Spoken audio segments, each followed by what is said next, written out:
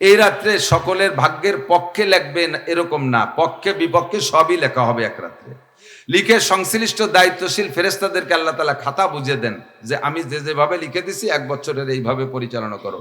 অমুকরে বাসের তলে ফেলাই মারবা, অমুকরে ঠ্যাং ভেঙে দিবা, অমুকের ঘর পোড়াবা, অমুকের বউ গলায় দড়ি নিয়ে মরবে, অমুকরে 5 তলা দালানের মালিক বানাবা, অমুকরে গেটি ধরে তাড়াতাড়ি দেশের থেকে তাড়ায় আর এক জায়গা দিবা, অমুকরে জেলে দিবা, অমুকরে ফাঁসি দিবা। বিস্তারিত যা 1 বছর ঘটবে সব আল্লাহ লিখে সংশ্লিষ্ট দায়িত্বশীল ফেরেশতাদের হাতে অর্পণ করে। এই রাতটা আমার পক্ষে লিখতেছে না বিপক্ষে লিখতেছে তা তো আমি জানি না।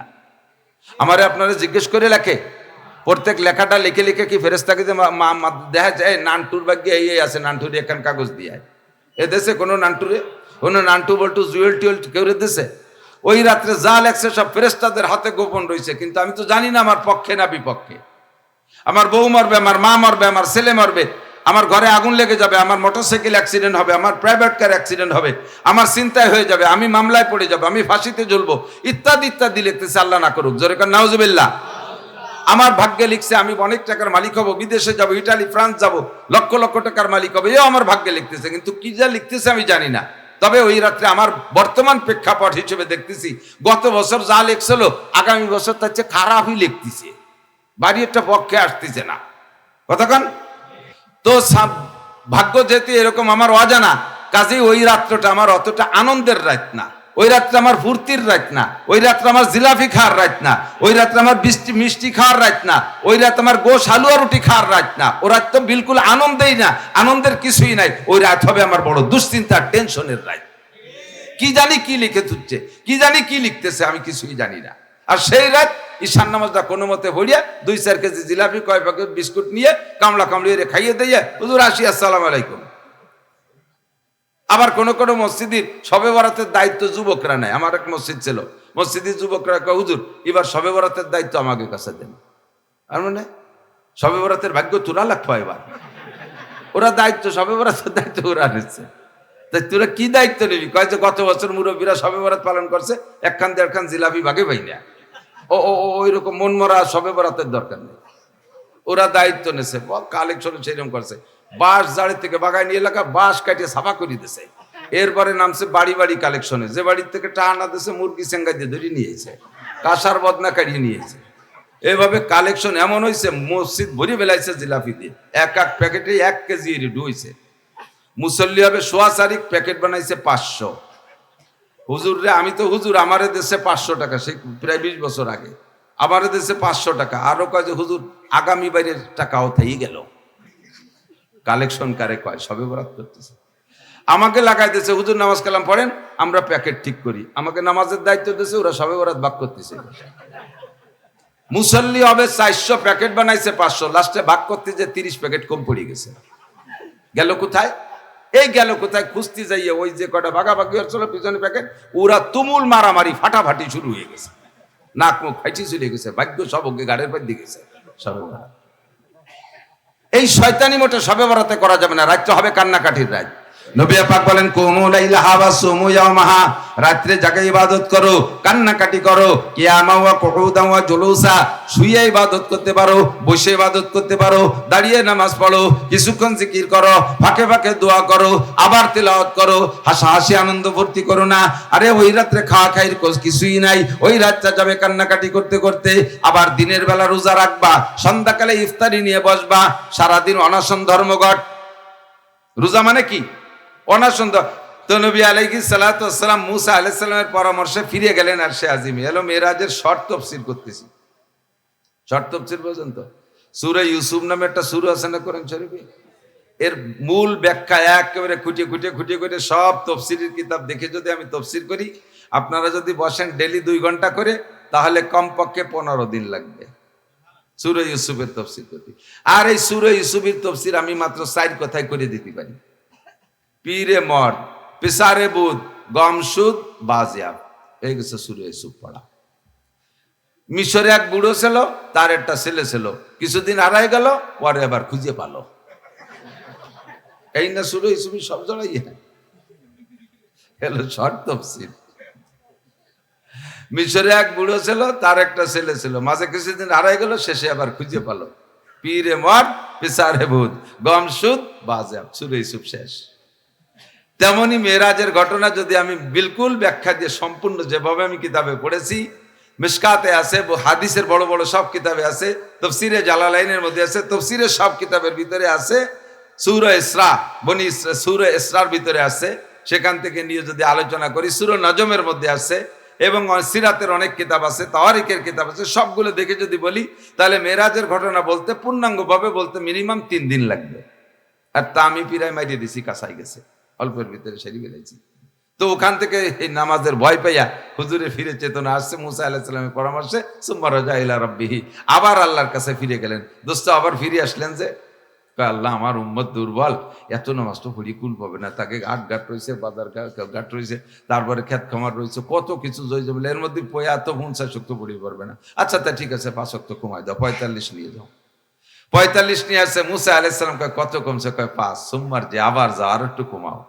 এইভাবে আসে যায় আর প্রত্যেকবার 5 ওয়াক্ত কমায়। তো এইভাবে 9 বার গেছে আসছে।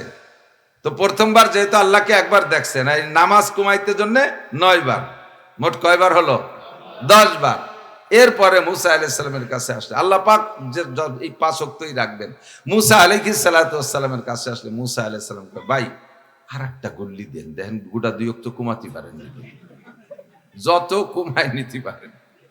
মুসা আলাইহিস সালাম কয়, নবী আলাইহিস সালাম বলেন জি বাড়ি যাচ্ছি 5 ওয়াক্ত করে রাখতেছে, এবারও তো গেলি নিয়মতান্ত্রিক ভাবে 5ই রেখে দিবে না, পরে আমার খালি যেতে বাড়ি যেতে হবে না, ও উম্মত পড়ে পড়ুক না পড়ে মাইর খেয়ে পড়বে না, আমি আর ফিরে মোটে খালি হতে যাতে রাজি, যা আছে এই নিয়ে যাই। আল্লাহ পাকের সিদ্ধান্ত লাস্ট ফিনিশিং 5ই। আল্লাহ তো আগের থেকে জানে কটুক দেবেন। তো এইভাবে ঘুরাইলেন কেন? দোস্তরে যত ঘুরাই ঘুরাই আনা যায় ততবার দেখা যাবে, আর দোস্তের সাথে দোস্তের দেখা হলেই তো মজা লাগে। আল্লাহ সাথ দেবেন, দোস্তকেও সাথ দেবেন, এই জন্যই ঘুরাইছে 10 বার, নইলে একবারেই তো 45 মারি দিলে দিতে পারতেন, ঠিক না? এবার আল্লাহ পাক রব্বুল আলামিন বলেন লা তাবদীলা লিকালিমাতিল্লাহ, আমি যাহা বলেছি ইহা কোনো পরিবর্তন হবে না। আমি যা বলেছি তা সত্য। তাই বলে আমাদের মানুষ আমাদের নেতাগুতাকে মতো না। স্বাধীনতা যুদ্ধের সময় 9 মাস যুদ্ধের পরে কি পরিমাণ মানুষ মরছে তা আল্লাহই ভালো জানে। এক নেতা বলে ফেললো 9 মাসের যুদ্ধে 30 লক্ষ মানুষ মারা গেছে। আর এক নেতা কয় না 30 লাখ না স্যার 30,000। আরে যা বলছি তা বলছি, 30 লাখ বলছি, 30 লাখ, 30 বললে 1000 মরছে তা তো তোর ক্ষতি কইছে কিনা? মরছে 30,000, কয়ে বেলাইছি 30 লাখ, কাজে সেই 30 লাখই থাকবে, এরকম না। আল্লাহ পাক রব্বুল আলামিন বলেছেন 50 সালাওয়াত, 50 ওয়াক্ত নামাজ বলেছি 50ই থাকবে। সিস্টেম কি? মান জাবিল হাসানা ফালাহু আশরু আমসালিহা, যে দিনের রাস্তায় একটা নেক কাজ করবে আল্লাহ পাক তাকে 10 গুণ নেকি দান করেন। এটাই হলো আল্লাহ পাকের সিস্টেম। কাজে আমি বলেছি 50, লাস্টে রেখেছি 5 ওয়াক্ত নামাজ পড়বা, এক ওয়াক্তের নামাজের বিনিময়ে তোমাকে 10 ওয়াক্ত নামাজের সওয়াব দান করা হবে। লাস্টে যে দাঁড়াবে 5 10 কে 50। এই রাতটা বড় দামি রাত। এই রাতের কারণে আমাদের রজব মাস ধরে দামি হয়ে গেছে। এর পরের মাস লাইলাতুল বরাত, শবে বরাতের মাস, শাবান মাস। আল্লাহ পাক বলেন ওমা খলাকতুল জিন্না ওয়াল ইনসা ইল্লা লিয়াবুদুন মা উরিদু মিনহুম মির রিজকিন ওয়া মা উরিদু আন ইউতঈমুন। তোমাদের থেকে আমি রিজিক কামনা করি না, তোমাদের থেকে আমি খাদ্য কামনা করি না। আমার বউ নাই, ছেলে নাই, মেয়ে নাই, বাবরসি নাই, রান্নাঘর নাই, হাড়ি নাই, পাতিল নাই। তোমাদেরকে সৃষ্টি করছি, তোমরা বড় বড় ড্যাক বইরে রান্না করে মসজিদের দুয়ারে তবলিগি থাল বইরে জমা করে রেখে যাবা, আমি আল্লাহ তাআলা 3 বেলা খাবো, এ উদ্দেশ্যে আমি তোমাদেরকে বানাইনি। কাজে আমার এখানে মিষ্টির দরকার না। দোস্ত আনছো কি তাই কও। নবী আলাইহিস সালাতু ওয়াস সালাম, আল্লাহ পাককে তো সালাম দেওয়া যায় না। সালাম স্বয়ং আল্লাহ নিজেই সালাম। আল্লাহর 99টা নামের মধ্যে একটা নাম কি? সালাম একটা নাম না, সালাম আল্লাহ নিজেই শান্তি। কাজে আল্লাহ পাক অন্য কেউকে সালাম দিতে পারে। যেমন জিবরিল আলাইহিস সালাম এসে নবী পাককে বলতেছে হুজুর আপনার খাদিজাকে আল্লাহ পাক সালাম দিয়েছে। বলেন না সুবহানাল্লাহ। আরে ভাই আল্লাহ সালাম দিয়েছে খাদিজাকে, জায়গা একটু বলবেন না সুবহানাল্লাহ। আল্লাহ যদি খাদিজারে সালাম দেয়, খাদিজার কি শান্তির অভাব আছে? আল্লাহু আকবার। তা আল্লাহরে তো আর সালাম দেওয়া যায় না। আল্লাহরে শান্তির দোয়া কি করবো? আল্লাহ তুমি সুখী থাকো, ভালো থাকো, তোমার জন্য মাথা ব্যথা হয় না, পেট খারাপ হয় না, তোমার জন্য কোনো নির্বাচনে ঠকি মুখে যাও না, এ করার দরকার আছে? আল্লাহ তো নিজেই শান্তি। তো কাজেই আল্লাহকে যে কি বলা যেতে পারে? আল্লাহ পাক রব্বুল আলামিন জিজ্ঞাসা করলেন, নবী পাক বললেন, আত্তাহিয়াতু লিল্লাহি ওয়াস সালাওয়াতু ওয়াত তাইয়্যিবাত, আমার জানি ইবাদত, মালি ইবাদত, আমার পক্ষ থেকে যত প্রকার প্রশংসা আর পবিত্রতা বর্ণনা করা সম্ভব সব তোমার জন্য আমি নিয়ে আসছি। আল্লাহ চাইতেছে এইটা, যেমন একটা প্যাকেজ পেশ করুক। যখন প্যাকেজটা উপযুক্ত পেশ করছে, আল্লাহ খুশি হইয়া কি দিবেন? আল্লাহ কা আসসালামু আলাইকা আইয়ুহান নাবিয়্যু ওয়া রাহমাতুল্লাহি ওয়া বারাকাতুহু। হে নবী, আমি যা চেয়েছি তুমি তাই আমাকে দিয়েছো, কাজেই তোমার জন্য আমার পক্ষ থেকে শান্তি, রহমত আর বরকত যত আছে সব তোমারে একারে দিয়ে দিলাম। আরবিতে আসসালাম কা মানে তুমি একা, কুমা মানে তোমরা দুইজন, কুম মানে তোমরা সবাই। আর তাহিয়াতের মধ্যে কি আছে? আসসালামু আলাইকুম, আসসালামু আলাইকুমা কি আছে? আসসালামু আলাইকা, তোমারে একারে দিয়েছি। এ জায়গা কেউ নাই, আমি দিছি তোমারে। এই পাশ থেকে কোনো ব্যাংক থাকলে ওর মধ্যে ডুই টুই নিয়ে একা চলে যেতে পারো, উম্মতরে ভাগ দেওয়া লাগবে না। কেসা সুযোগ! আমাদের নেতাকে যদি এমন গোপনে মোটা অঙ্কের কিছু তার চাইতে বড় নেতারা দেয়, যা আমরা সাধারণ ভোটাররা জানি না, ও কি আমাকে এই ফইরাট বা এই রূপসা টুপসা আসে? ও হতে আলাদা ব্যাংকে চলে যায় কানাডা, চৌকালাটাকে সামনেতে নিয়ে কানাডারে দিয়ে দেয়। কানাডা চেনেন? দেশের নাম কানাডা। বাংলাদেশের বস্তা সব কানাডায় খায়। নবী আলাইহিস সালামকে আল্লাহ পাক হাদিয়া দিয়েছেন, কি বিশাল দুনিয়া আখিরাতের সব কল্যাণ, কামিয়াবি, শান্তি একারে দান করছেন। আমার নবী চিন্তা করলেন, কেউ আমার সাথে আসে না, আমি একা, আমাকে তো আল্লাহ তাআলা পাঠিয়েছে উম্মতের রাহমাতুল লিল আলামিন, গোটা জগতের শান্তির জন্য। আর এই শান্তি আমি একা পেয়ে একা লুটে নেব, এটা হতেই পারে না। সামনে বসে কয়, হুজুর এবার জবাব দিচ্ছেন। প্রথমটা নবী বলছেন আত্তাহিয়াতু লিল্লাহি ওয়াস সালাওয়াতু ওয়াত তাইয়্যিবাত। এরপরে আল্লাহ বললেন আসসালামু আলাইকা আইয়ুহান নাবিয়্যু ওয়া রাহমাতুল্লাহি ওয়া বারাকাতুহু। নবী পাক গ্রহণ করলেন কি দিয়ে? আসসালামু আলাইনা ওয়া আলা ইবাদিল্লাহিস সালিহিন। তোমার দেওয়া শান্তি, রহমত আমি একা না, আমার সমস্ত নেককার উম্মতের পক্ষ থেকে গ্রহণ করলাম। কিয়ামত পর্যন্ত যত নেককার আমল করনেওয়ালা উম্মত আসবে, সকলের পক্ষ থেকে তোমার হাদিয়া গ্রহণ করলাম।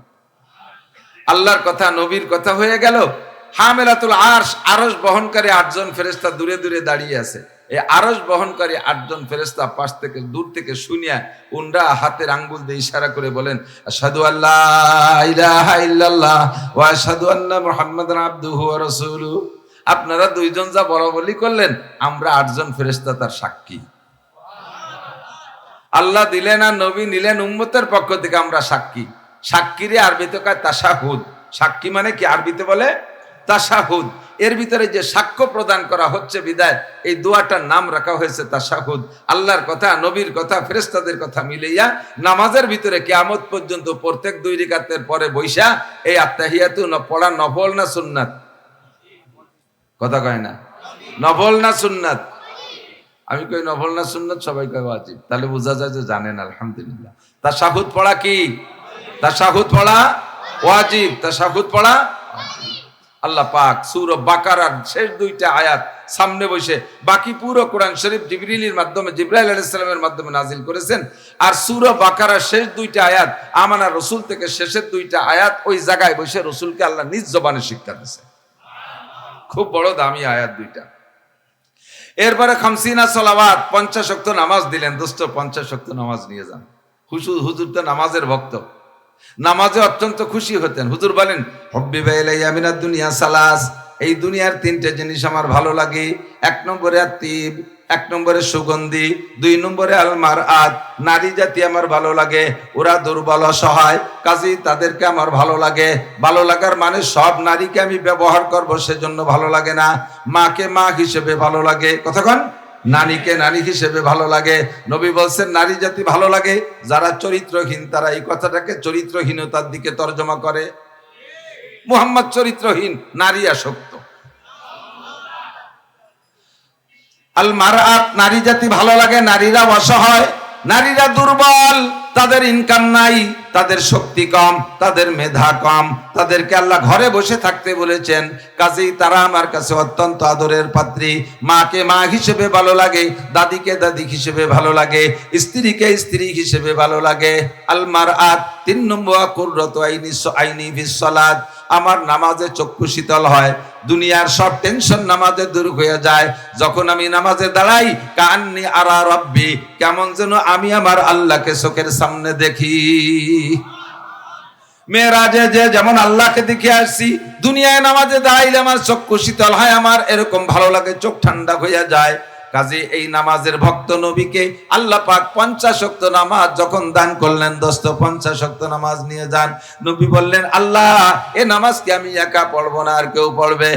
আপনি আপনার উম্মতের জন্য 50 সালাওয়াত, 50 ওয়াক্ত নামাজ। নবী আর ডান বাম চিন্তা করেন নাই, 50 ওয়াক্ত নামাজ নিয়ে খুশিতে রওনা দিছেন। আস্তে আস্তে চতুর্থ আসমানে যখন আসছেন, ওই জায়গা যাওয়ার পথে সাক্ষাৎ হয়েছিল মুসা আলাইহিস সালাতু ওয়াস সালামের সাথে। ফিরার পথে আবার মুসা আলাইহিস সালামের সাথে সাক্ষাৎ। মুসা আলাইহিস সালাম একটু ঘন কথা কওয়া মানুষ, যাদের ঘন কথা কওয়া স্বভাব তাকে কোনোভাবে ঠেন যায় না। মুসা আলাইহিস সালামের ঘন কথা কওয়ার স্বভাব। সামনে পাইয়েই কই, ইয়া মুহাম্মদ বিমা জিতা মির রব্বিক, ও মুহাম্মদ তোমার রবের কাছ থেকে কি নিয়ে আসছো, না খালি হাতে বাড়ি যাইতেছো? নবী আলাইহিস সালাম খুশিতে বলেন, আরে ভাই আমি কম নিয়ে আসা মানুষ না, 50 সালাওয়াত রব্বুল আলামিন আমাকে 50 ওয়াক্ত নামাজ আমাকে আমার উম্মতকে দান করেছে, যা আগের কোন নবী রাসূলের উম্মতকে দেয় নাই। আমার উম্মতকে ভালোবাসেন বিধায় আল্লাহ 50 ওয়াক্ত নামাজ দিয়েছে। মুসা আলাইহিস সালাম বলেন, ভাই নামাজ যত বেশি খুশির বিষয়, তবে আমার পরীক্ষিত আমার বাস্তব অভিজ্ঞতার আলোকে বলি, লা তুতিক উম্মাতুকা 50 সালাওয়াত, তোমার উম্মত 50 ওয়াক্ত নামাজ পড়তে পারবে না। জাররাবতু বি উম্মতি বি সালাসাতি আওকাত, আমি আমার উম্মতকে মাত্র 3 ওয়াক্ত নামাজ দিয়ে পরীক্ষা করেছি। আমার উম্মত তোমার উম্মতের চাইতে শক্তিশালী। আমার উম্মতের মধ্যে এক আন্তর্জাতিক খ্যাতি সম্পন্ন আবাল ছিল, তার নাম ফিরাউন। কত শক্তি, কত শক্তি, আল্লাহু আকবার। এটা হচ্ছে ওটা শক্তিশালী, ওটা হচ্ছে ওটা শক্তিশালী, এরকম বড় বড় জওয়ান ছিল, তাদের উপরে মাত্র 3 ওয়াক্ত নামাজ ফরজ ছিল, তাই তারা পড়ে নাই। আর তোমার উম্মত হলো দুর্বল উম্মত, তোমার উম্মত 6-7 বছর বয়সে থেকে ডায়াবেটিস হয়ে যাবে। তোমার উম্মতের 12-14 বছরে পোলাপানরা চোখে দেখবে না, কথা কন না কেন? 12-14 বছরে পোলাপানের চোখে চশমা দেওয়া আছে না নাই? 7-8 বছরে পোলাপানের চোখে চশমা দেওয়া, চশমা ছাড়া বাথরুমের দরজা খুঁজে পায় না, উঠোনে মারিয়ে দেয়। 5-7-10 বছরে পোলাপানের চুল পাইকে যাচ্ছে, কথা কন? 4-5 বছরে বাচ্চাদের ডায়াবেটিস হচ্ছে, হাঁটুতি বল নাই, কিছুক্ষণ বসে থেকে উঠে দাঁড়াইলে চোখে সাহস আদায় করে, নূর দেখতেছি, চোখে জুনি জ্বলে। তোমার এই চোখে জুনি জ্বলা উম্মত 50 ওয়াক্ত নামাজ পড়তে পারবে না দৈনন্দিন 24 ঘন্টায়। 24 ঘন্টায় 50 ওয়াক্ত মানে কটটুক পরে পরে 1 ওয়াক্ত কন দি, 8 ঘন্টাও না। 1 ওয়াক্তর নামাজ পড়তে পড়তে ফিরে যদি অজু বানায় আসে, সাথে সাথে আর 1 ওয়াক্ত শুরু হয়ে যায়। এত নামাজ পড়তে পারবে না। তুমি যাও উপরে থাকতে থাকতে যাও, নিচেই চলে যাওয়ার পরে আবার আসতে পারবা কিনা তা সম্ভব কি সম্ভব না আল্লাহ ভালো জানে। তবে উপরে থাকতে সুম্মার জিলা রব্বিকা, আল্লাহর কাছে আবার যাও, দেখো নামাজ একটু কমানো যায় নাকি। হুজুর তখন চেতনা ফেলছে, তাই তো ঠিকই তো কইছে, উম্মত এত নামাজ পড়বে কোন সময়?